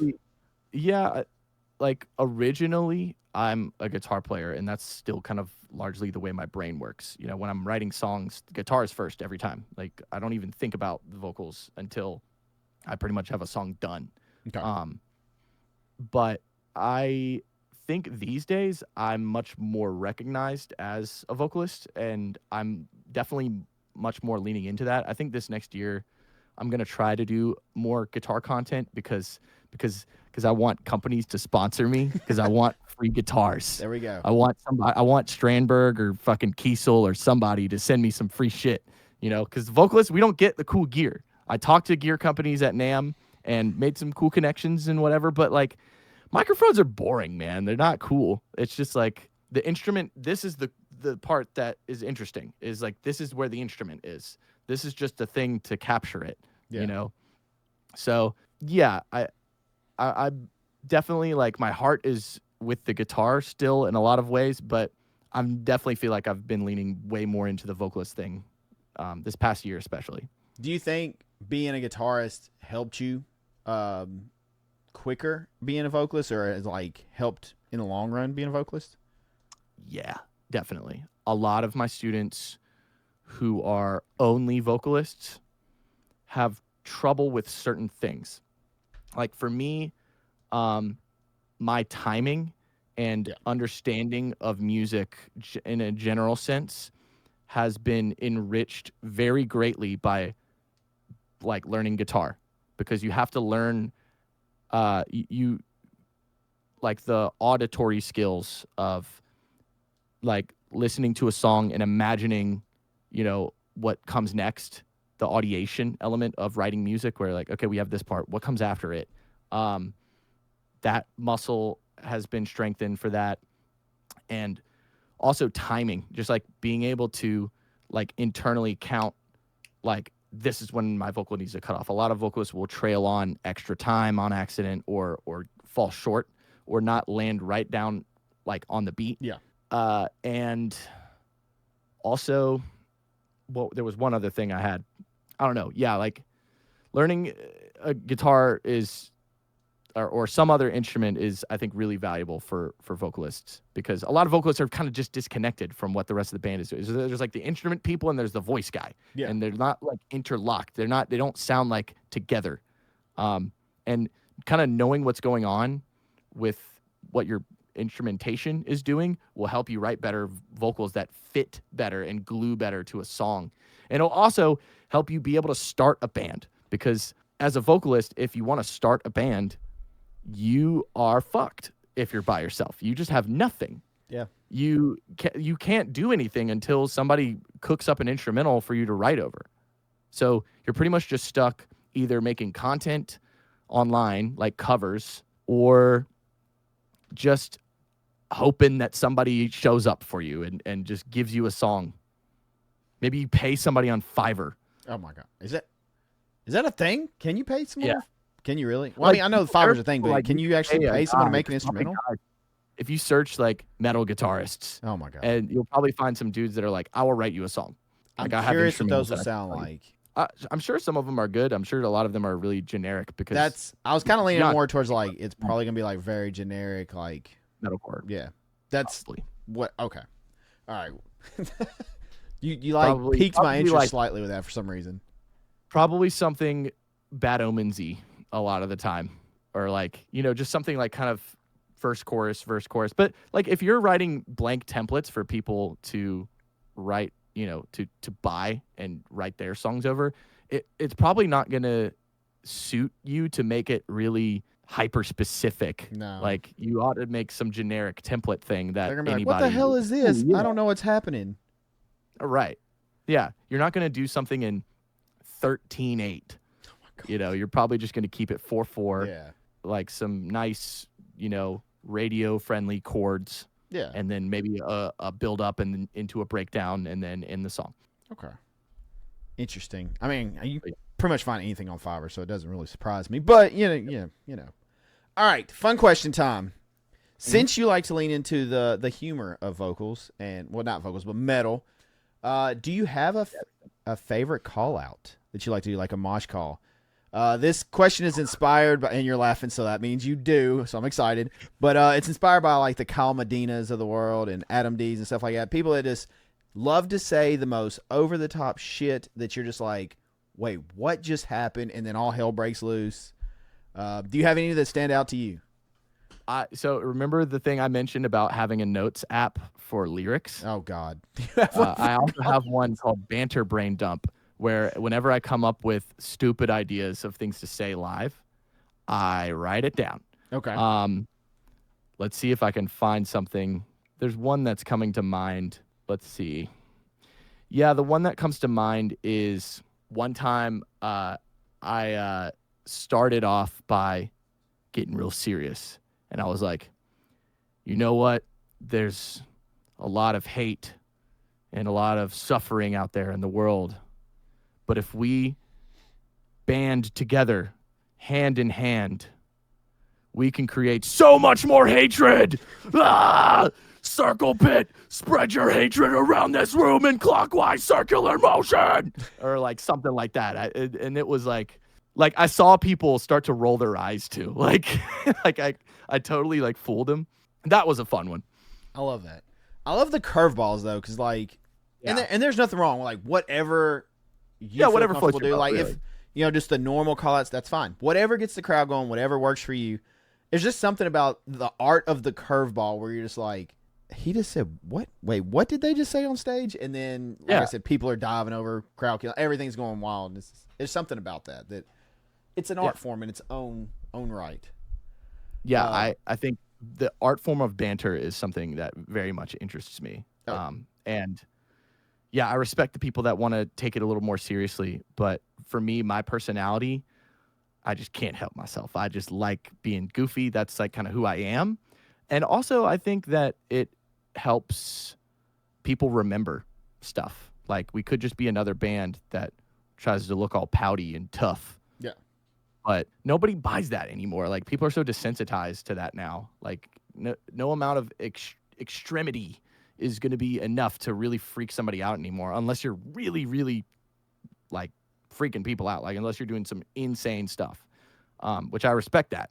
But I don't know. It's more authentic for me just to be goofy. So usually I have to, my bandmates will be like, "Hey man, don't be that goofy." I'm like, okay. And they're like holding me back. So I'm trying to push. Like, I don't want to be a joke band. I don't want to be a comedy metal act necessarily, but I love bands like, I don't know, for example, Bill Murray. Their marketing and their music is serious. Like it's not goofy by and large, but everything else is. Their music videos, their stage banter, it's all super fun. And it makes me feel more included. Like as an audience member. Yeah. It makes me feel like more a part of it than like we're this like distant tough guys. Like, don't talk to me, you know? Yeah. Oh, for sure.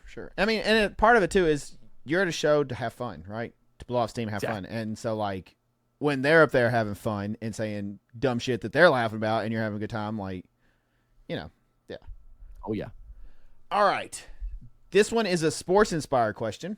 Because a lot of times athletes are superstitious and they'll have to like wear a certain pair of socks before a game, or they'll have to do this before a game. And it's like a placebo effect kind of thing. Like, I'm sure it would go fine for them and the game would be fine. But, you know, for their own peace of mind and for their confidence level, they do these things. Do you have anything like that before a show, or are you going to the studio? And it could be anything from I've had drinking a certain type of Gatorade to don't say good show until we leave the city, to push-ups, to socks, show clothes, which is a very common one for touring musicians to wear the same clothes, you know, each night. But anything like that for you that stands out?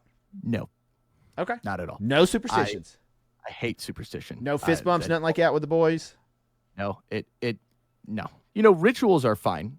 Yeah. You know, if you have a ritual, that's fun. But I don't attribute any credibility to something that I can't prove. Like, if you can't prove it, I don't believe it.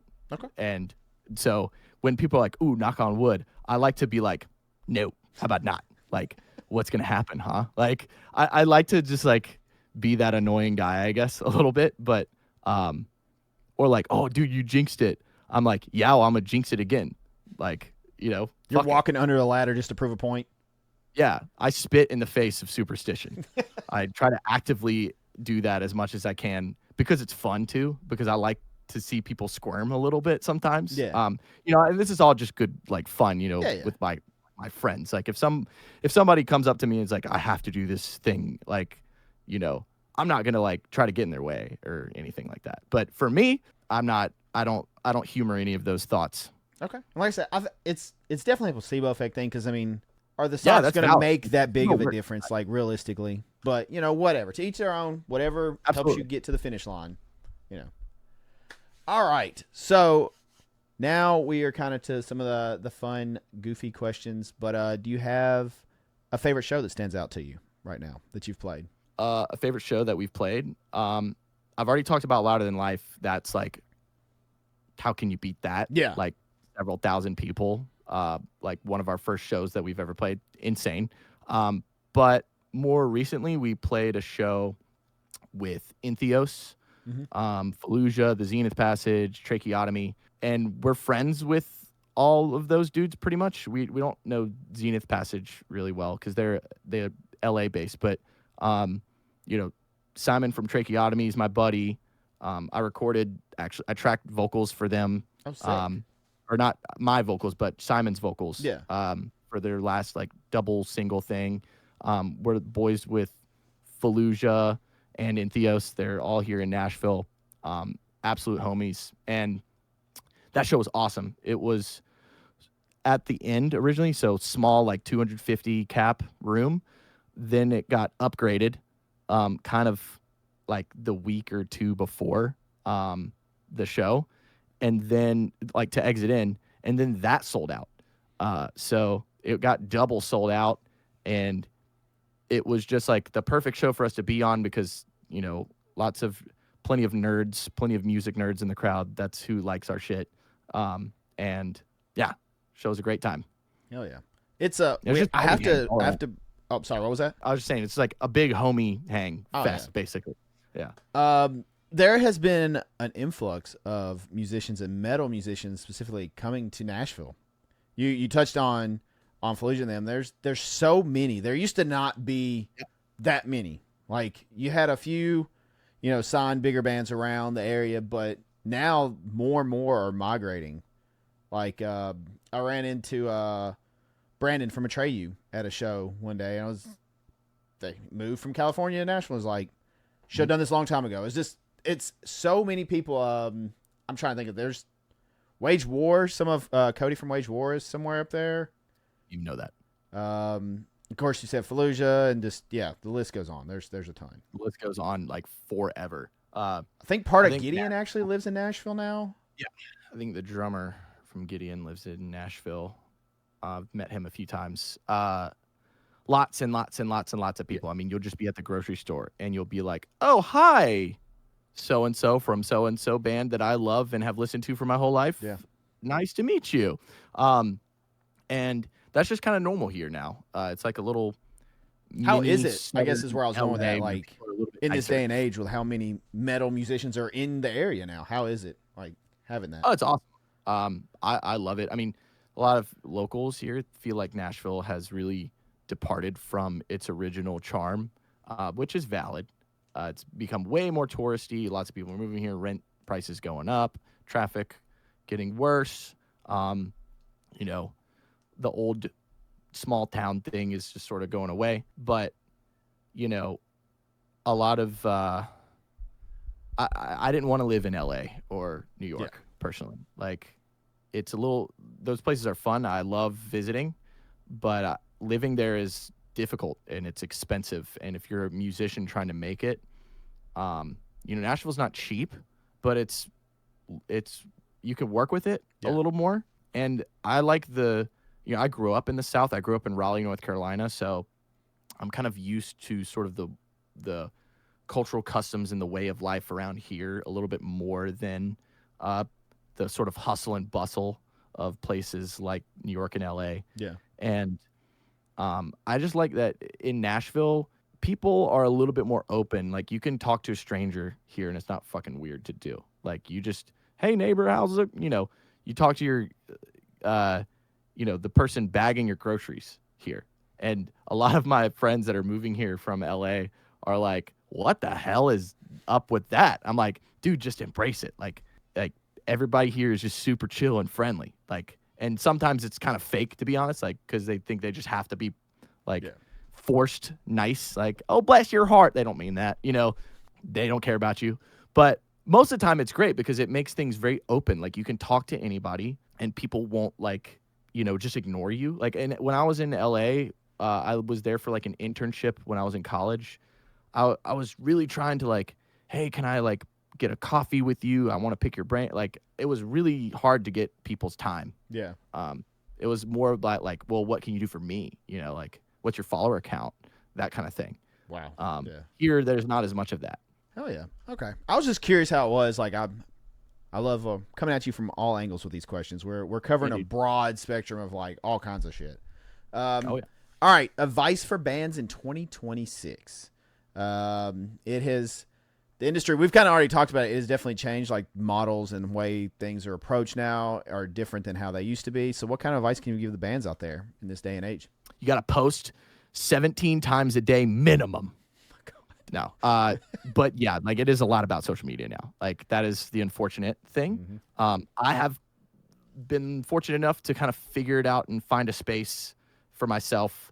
But it is it's a chore a lot of the time. I don't like, the hours and hours of editing and filming that I have to do to kind of keep the momentum going, because you're constantly competing for people's attention and time. But here's the upside of that. The old music industry, how do you get noticed? Like, how do you make it in the old music industry before the internet and social media and stuff? Like, you had to either get noticed by the right person or have the right connection to some label guy. Mm-hmm. And then even if you had that, you're beholden to these large, record labels and stuff. You have to kind of play by their rules. You don't have to be signed to be successful. You can do everything on your own. There's more resources at your disposal now than ever before that people would have killed to have even like 10, 15 years ago. So you can sit around and cry about it. You're like, "Man, I don't want to post. I don't like social media. I just want to be a word of mouth band." Good luck with that. Like, honestly, try to make the content thing fun. Make music first. Don't make music for other people. Make it for yourself. Make stuff that you want to hear, because if you want to hear it, there are other weirdos just like you. And then after that, then you go to marketing mode. Then you figure out, how do I sell myself out and be an internet dweeb, clown, influencer, whatever. It's going to be cringe. It's going to be like, setting your phone up somewhere in public and then lip syncing the words to your song and goofy shit. But you can make it fun, make it something that like is either aesthetically tied to the image and brand of your band, or just be fun and silly and like joke around. People love that. It's worked pretty well for me. Just like lean into it and embarrass yourself. That's kind of part of it. It's a silly thing being in a band. It's not that cool. Like, it is most of the time a really goofy, weird, awkward thing that you get to feel cool like a small smidge of the time doing. The rest of the time, goofball mode for sure. Like, you think, like, how do you learn how to scream? You make a lot of really shit, weird noises, and then eventually you find some noises that are kind of cool. Yeah, very true. And if only people would ever or would see like the working titles we come up with is for songs before you get the final song. You want to talk about like weird shit? The titles that get sent to me. I'm just like, the hell is this name? They're like, yeah, and then it'll get referenced until we're like, all right, the name is this. Please rename it, kind of stuff. Yeah, I would get canceled if my hard drive of bounces of demos got released. Like, it's just some horrid, awful, stupid stuff. It's all in good fun, but there's a lot of shock value stuff that's a little bit over the line that I would never put out into the world. I think that's all bands, though. I would be surprised if bands every band writes a weird, like your rough draft, your demo, right, before it gets all polished up to what it becomes, is named something ridiculous. It has to. Like, it's just, and then a lot of times you'll still kind of references like a running joke. Like, hey, are we playing such and such tonight? And they're like, oh, you mean, yeah, okay, yeah. Yeah, it's like, this is, hey, let me send you this new demo. The working title is Dick, Cheese, and Crackers. I mean, that's a hit. Just saying. That's a hit. Yeah. That would go viral. Oh, for sure. How is it trying to navigate the viral now? Because, I mean, a lot of people are chasing it. You see a lot of bands that chase the viral. And it's a double-edged sword thing. Like, it can be good, but it doesn't. Just because you go viral doesn't mean you've made it, right? Like, yes, it helps a band a ton, but it also doesn't guarantee you've putting people in the building, right? Like, so how would you like? What kind of advice do you give for bands chasing that? It is tough. So, like, some people are not really like charismatic on camera. That's something that that's a skill you have to accrue. Yeah. And if you're the front man, that is your job.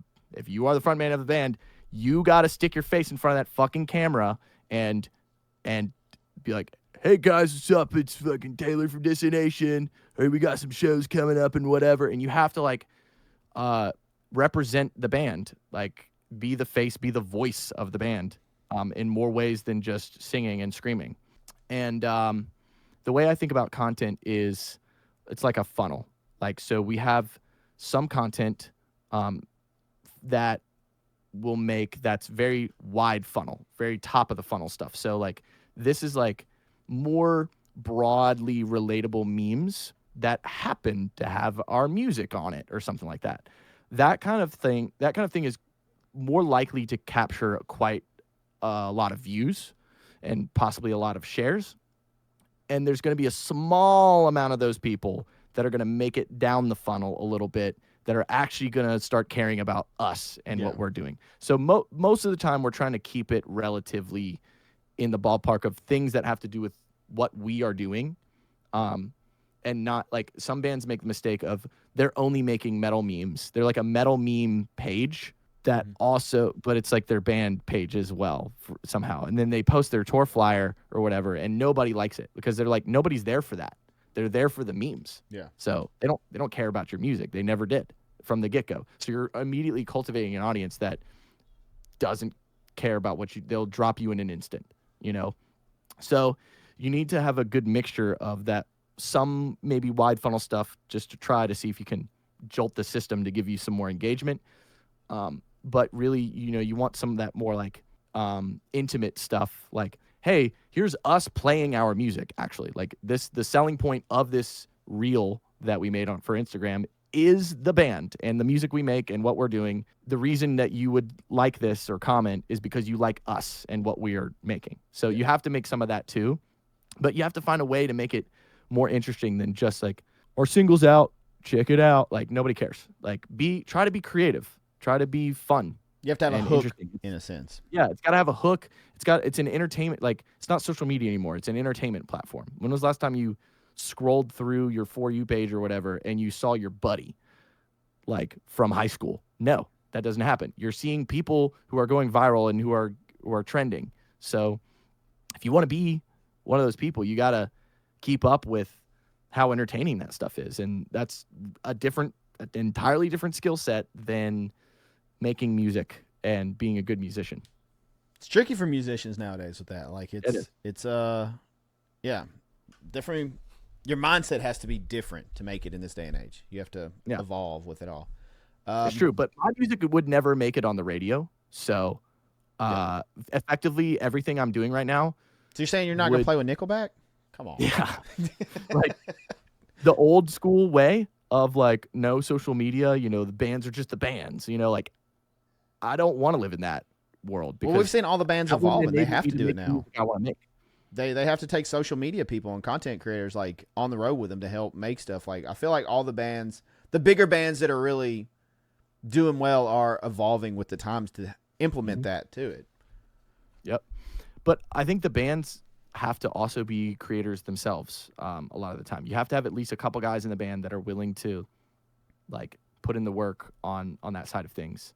Because, and for Dissonation, that's me and my drummer James primarily. But now we have our new guitar player, Brantron, is a content creator himself. He does Twitch streams. Like, he's a explosive and, like, very colorful personality on the internet, and which is perfect for us. It's nice to have somebody else that's putting in the work on that side of things. But it doesn't have to be a drag. You can make it fun if you commit to it. If you work at it a little bit, you can get it to a point where it scratches a different creative itch for you. It's not the same as just writing music, for sure.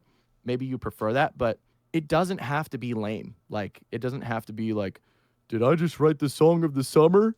Like, it doesn't have to be stupid, cringy shit. It could be making fun of that. Yeah. For example, that's what we do. It's like, oh, there's this cringy trend that's going around. Why don't we just, like, completely parody that and, like, make and do the deathcore version of that or something like that? Like, that'd be funny. Hell yeah. I love it. Okay. So I want to ask, we asked about frontman vocalists. Who would you say are your top three?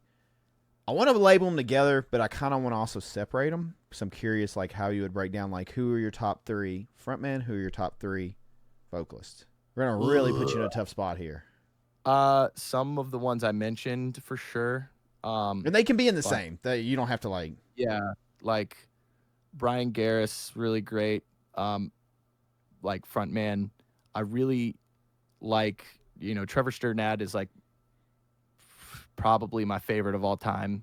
I love Jens Kidman from Meshuggah, the way he just kind of, like, especially now that they're older, like, they used to be really, really, like, they performed their asses off on stage. They would do the whole, like, crazy headbanging and everything, but now it's just really complex lights, and he just sort of stands there menacingly, because Meshuggah is at that level where they are gods. They have ascended beyond us mortals, and they are absolute legends. If you are a metal band today, like, you're probably borrowing something from them, whether you know that you are or not. So they just kind of, like, don't need to do anything crazy from a movement standpoint. So they just go the complete opposite direction. They just stand there menacingly. And, like, between the songs, they were about to play Bleed, which is obviously their most popular song. And people, you could feel it in the air, because people knew it was, like, they played one of their encore songs, and it's like, all right, there's one left. What's it going to be? And Jens just goes there and he, like, stares at the audience for a couple awkward seconds, and he goes, "So, you guys ready?" And then, like, everybody in the crowd just erupts. And I thought that was just, like, the use of silence that in that moment was just fucking brilliant. But yeah, I mean, other than that, like Will Ramos is obviously awesome. Like his vocal control is just unmatched, unreal. Phil Bozeman was a guy that was pretty influential for me early on, and definitely Travis Ryan, just the innovativeness, everything Travis Ryan is doing with the tunnel, like Yeah. all the deathcore stuff that's like where that is like the prevalent thing doesn't exist without that guy because he did it way before anybody. So Okay. Nice. Hell yeah. only 10, 15 years ago, nobody was doing tunnels. Now everybody's doing tunnels. True. Very true. Very Yep. true. No lies detected, sir. Okay. What does Dissonation have coming up, and what do you have coming up? I know you mentioned a tour. If you will, let's plug some stuff for the band and what you have going on. Yeah. Dissonation, we had our single come out, Ignite Hell. Go stream it now. 2025. What do you say? Go stream it now. Oh, go stream it now. Yeah. Right now. We are in a writing phase right now, so we don't have anything planned super concretely in terms of like shows and whatnot. But the goal is to make a larger release happen than just an EP. We're hoping to get like 6 to 8 songs minimum together. We have so many demos, and we're trying to sift through them and figure out what the best stuff is, and trying to get the momentum moving creatively so that we can start hitting the studio and get back into the swing of promoting stuff. And then I am going on tour as a fill-in vocalist for Cognitive, the death metal band. Super stoked for that. It'll be my first like super big tour. And I'm real fucking excited. It's with Obscura and Allegion and Cryptosis, and we're going all over the lower 48 states, just like basically everywhere. We have a couple of like routing dates before and after the tour as well. So the whole thing is like 6 weeks ish of just straight death metal brutality screaming. And yeah, come hang out with me. I'm friendly and like to meet new people. So especially if they buy tickets. Buy merch, buy tickets, do all the good stuff. Go stream songs now. Oh yeah, sign up for a vocal lesson as well. I forgot about that. That's where I was going. Where can everyone come sign up for vocal lessons, and how does all this go about? How can they get into these lessons? You can just message me on my Instagram or TikTok or my email and hit me up about the details on that. Or there's a link in my bio on any of these social media pages where you can just book some shit directly. And we will do some screamy screams and find some monster noises that are dormant inside of you, so that you can terrify your friends and family, and maybe the whole world someday. Okay, nice. And it doesn't matter your experience level. We covered that earlier. You can be not at all. Anybody can scream, unless you have some severe medical thing going on that is beyond my expertise. Everybody can do basically any type of scream that they want to do. Even, like if you have a high voice, you could do guttural lows. If you have a low voice, you could do some crazy piercing highs. Like you'd be shocked at what the voice can do with a little bit of practice and some thought put into it. I don't know, or something, or like maybe some devil worship, possibly something. It can happen. You could be that guy. You could be the guy on the stage telling the audience to like run at each other at a wall of death and then cause many injuries one day. You too can achieve these goals. That's a vocal lesson from me. So go book a vocal lesson. Go check him out on tour, and go stream his band Dissonation. Now, there you go. All this stuff, and follow him on socials, of course. Yeah, dude. Thank you for having me. This has been super fun. Thank you for doing this. It's been awesome. It has been a blast. Laughed a lot. It's been a great time. Lots of valuable knowledge, and hopefully it's been fun for you. You're the man. It definitely has. Have a great tour, and thank you so much for your time. I really appreciate you coming on the show. Thank you. Awesome. Thank you all so much for watching or listening to this episode of Behind the Vocals featuring Taylor Pace of Dissonation. Please be sure to check out all the links down below to go show Taylor some love on his socials as well as his band Dissonation. If you're interested in vocal lessons, please be sure to hit up Taylor on his TikTok or his Instagram or send him an email to book those lessons now. Thank you all so much for watching or listening. I greatly appreciate it, and I'll catch you guys and gals on the next one.